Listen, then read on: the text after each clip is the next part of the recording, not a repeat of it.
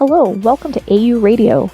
We're a small podcast network hosted out of Adventures Underground, a friendly local neighborhood game store based in Richland, Washington. Thanks for tuning in today. Our podcast features 3 shows every month. You can find out more about them on our About page, or check out our link tree to learn more about us and Adventures Underground. Make sure to like, subscribe, maybe click that notification bell, and we'll move right along onto today's episode.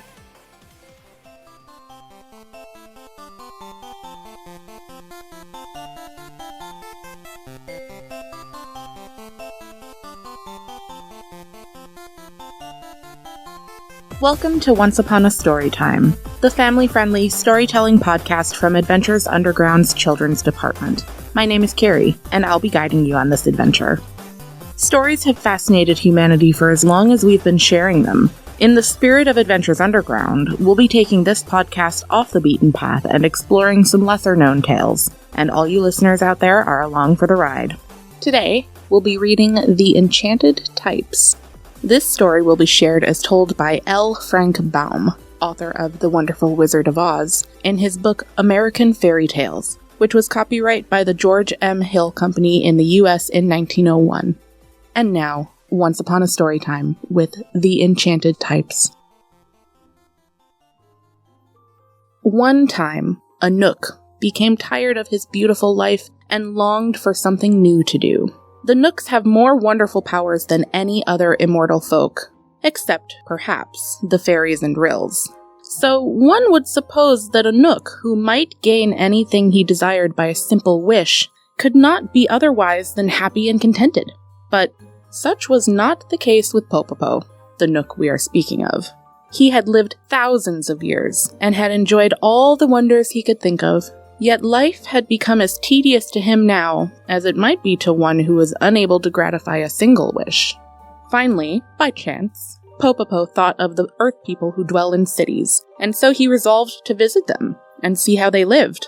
This would surely be fine amusement and serve to pass away many wearisome hours. Therefore, one morning, after a breakfast so dainty you might scarcely imagine it, Popopo set out for the Earth and at once was in the midst of a big city.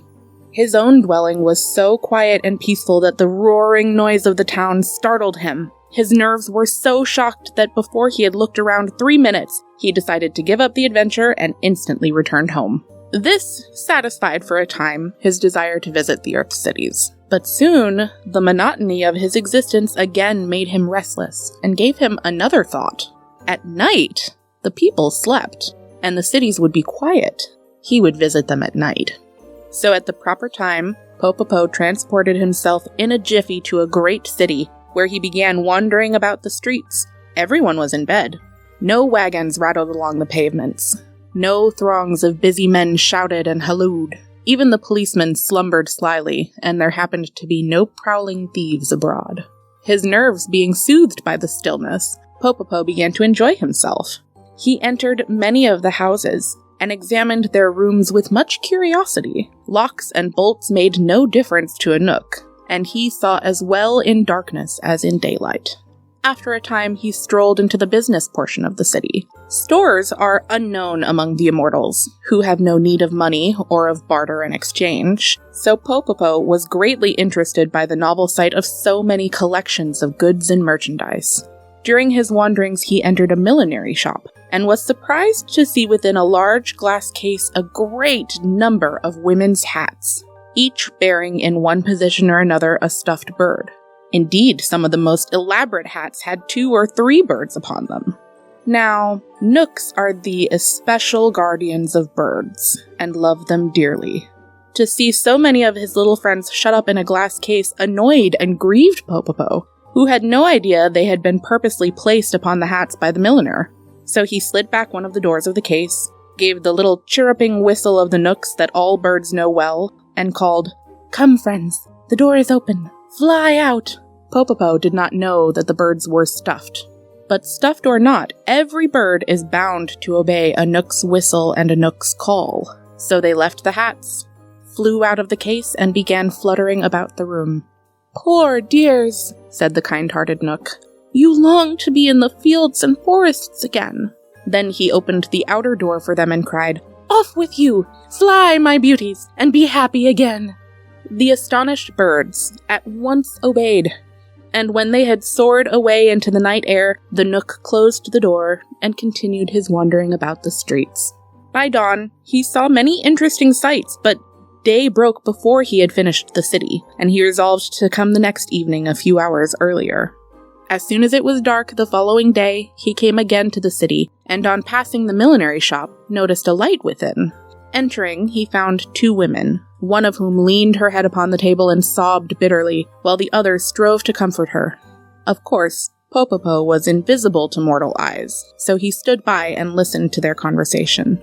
"Oh, cheer up, sister," said one. "Even though your pretty birds have all been stolen, the hats themselves remain." "Alas," cried the other, who was the milliner, "no one will buy my hats partly trimmed, for the fashion is to wear birds upon them, and if I cannot sell my goods, I shall be utterly ruined." Then she renewed her sobbing, and the Knook stole away, feeling a little ashamed to realize that in his love for the birds he had unconsciously wronged one of the earth people and made her unhappy. This thought brought him back to the millinery shop later in the night, when the 2 women had gone home. He wanted, in some way, to replace the birds upon the hats, that the poor woman might be happy again. So he searched until he came upon a nearby cellar full of little gray mice, who lived quite undisturbed and gained a livelihood by gnawing through walls into neighboring houses and stealing food from the pantries. "Here are just the creatures," thought Popopo, "to place upon the woman's hats. Their fur is almost as soft as the plumage of the birds, and it strikes me the mice are remarkably pretty and graceful animals. Moreover, they now pass their lives in stealing, and were they obliged to remain always upon women's hats, their morals would be much improved." So he exercised a charm that drew all the mice from the cellar and placed them upon the hats in the glass case, where they occupied the places the birds had vacated and looked very becoming, at least in the eyes of the unworldly Knook. To prevent their running about and leaving the hats, Popopo rendered them motionless, and he was then so pleased with his work that he decided to remain in the shop and witness the delight of the milliner when she saw how daintily her hats were now trimmed. She came in early in the morning, accompanied by her sister, and her face wore a sad and resigned expression. After sweeping and dusting the shop and drawing the blinds, she opened the glass case and took out a hat. But when she saw a tiny gray mouse nestling among the ribbons and laces, she gave a loud shriek, and dropping the hat, sprang with one bound to the top of the table. The sister, knowing the shriek to be one of fear, leaped upon a chair and exclaimed, "What is it? Oh, what is it?" A mouse," gasped the milliner, now trembling with terror. Popopo, seeing this commotion, now realized that mice are especially disagreeable to human beings, and that he had made a grave mistake in placing them upon the hats. So he gave a low whistle of command that was heard only by the mice. Instantly, they all jumped from the hats, dashed out the open door of the glass case, and scampered away to their cellar. But this action so frightened the milliner and her sister that after giving several loud screams, they fell upon their backs on the floor and fainted away. Popopo was a kind-hearted Knook, but on witnessing all this misery caused by his own ignorance of the ways of humans, he straightway wished himself at home and so left the poor women to recover as best they could. Yet he could not escape a sad feeling of responsibility. And after thinking upon the matter, he decided that since he had caused the milliner's unhappiness by freeing the birds, he could set the matter right by restoring them to the glass case. He loved the birds, and disliked to condemn them to slavery again, but that seemed the only way to end the trouble. So he set off to find the birds. They had flown a long distance, but it was nothing to Popopo to reach them in a second, and he discovered them sitting upon the branches of a big chestnut tree and singing merrily. When they saw the Knook, the birds cried, "Thank you, Popopo! Thank you for setting us free!" "Do not thank me," returned the Knook, "for I've come to send you back to the millinery shop." "Why?" demanded a blue jay, angrily, while the others stopped their songs. "Because I find the woman considers you her property, and your loss has caused her much unhappiness," answered Popopo. "Remember how unhappy we were in her glass case. said a robin redbreast gravely. "And as for being her property, you are a Knook, and the natural guardian of all birds. So you know, nature created us free. To be sure, wicked men shot and stuffed us and sold us to the milliner, but the idea of our being her property is nonsense." Popopo was puzzled. "If I leave you free," he said, "wicked men will shoot you again, and you will be no better off than before." "Pooh!" exclaimed the blue jay. "We cannot be shot now, for we are stuffed. Indeed, 2 men fired several shots at us this morning, but the bullets only ruffled our feathers and buried themselves in our stuffing. We do not fear men now." "Listen," said Popopo sternly, for he felt the birds were getting the best of the argument. "The poor milliner's business will be ruined if I do not return you to her shop. It seems you're necessary to trim the hats properly. It's the fashion for women to wear birds upon their headgear, so the poor milliner's wares, although beautified by lace and ribbons, are worthless unless you are perched upon them." "Fashions," said a blackbird solemnly, "are made by men. What law is there among birds or Knooks that requires us to be the slaves of fashion?" "What do we have to do with fashions anyway?" screamed a linnet. "If it were the fashion to wear Knooks perched upon women's hats, would you be contented to stay there? Answer me, Popopo!" But Popopo was in despair. He could not wrong the birds by sending them back to the milliner, nor did he wish the milliner to suffer by their loss. So he went home to think about what could be done. After much meditation, he decided to consult the king of the Knooks, and going at once to his majesty, he told him the whole story. The king frowned. "This should teach you the folly of interfering with Earth people," he said. "But since you've caused all this trouble, it is your duty to remedy it. Our birds cannot be enslaved, that's certain. Therefore, you must have the fashions changed, so it will no longer be stylish for women to wear birds upon their hats." "Well, how shall I do that?" asked Popopo. "Easily enough. Fashions often change among the Earth people, who tire quickly of any one thing. When they read in their newspapers and magazines that the style is so-and-so, they never question the matter, but at once obey the mandate of fashion. So, you must visit the newspapers and magazines and enchant the types." "Enchant the types?" cried Popopo in wonder. "Just so. Make them read that it is no longer the fashion to wear birds upon hats. That will afford relief to your poor milliner, and at the same time set free thousands of our darling birds who have been so cruelly used."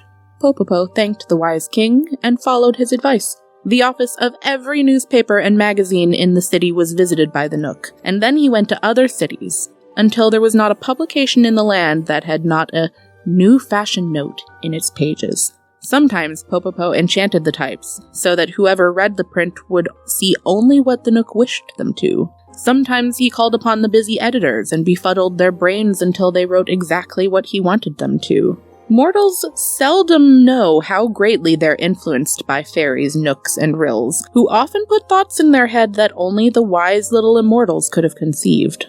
The following morning, when the poor milliner looked over her newspaper, she was overjoyed to read that no woman could now wear a bird upon her hat and be in style, for the newest fashion required only ribbons and laces. Popopo, after this, found much enjoyment in visiting every millinery shop he could find, and giving new life to the stuffed birds which were carelessly tossed aside as useless. And they flew to the fields and forests with songs of thanks to the good Knook who had rescued them. Sometimes a hunter fires his gun at a bird, and then wonders why he did not hit it. But, having read this story, or heard it, you will understand that the bird must have been a stuffed one from some millinery shop, which cannot, of course, be killed by a gun. The end.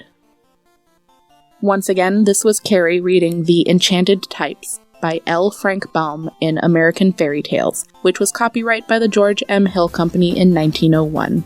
If you liked this tale and want to hear more from L. Frank Baum, we can order a copy of this story collection for you. Ask about it in store, over the phone, or by email at orders@advunderground.com. Thanks for joining us today, and be sure to listen along next time on Once Upon a Storytime.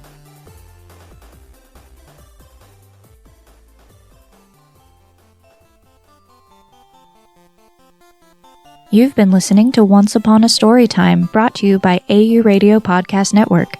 If you're interested in any of the titles from today's episodes, you can check out the link tree in the description to visit Adventures Underground at their online store or their virtual storefronts hosted by bookshop.org and libro.fm. Physical, digital, or audio, Adventures Underground has you covered.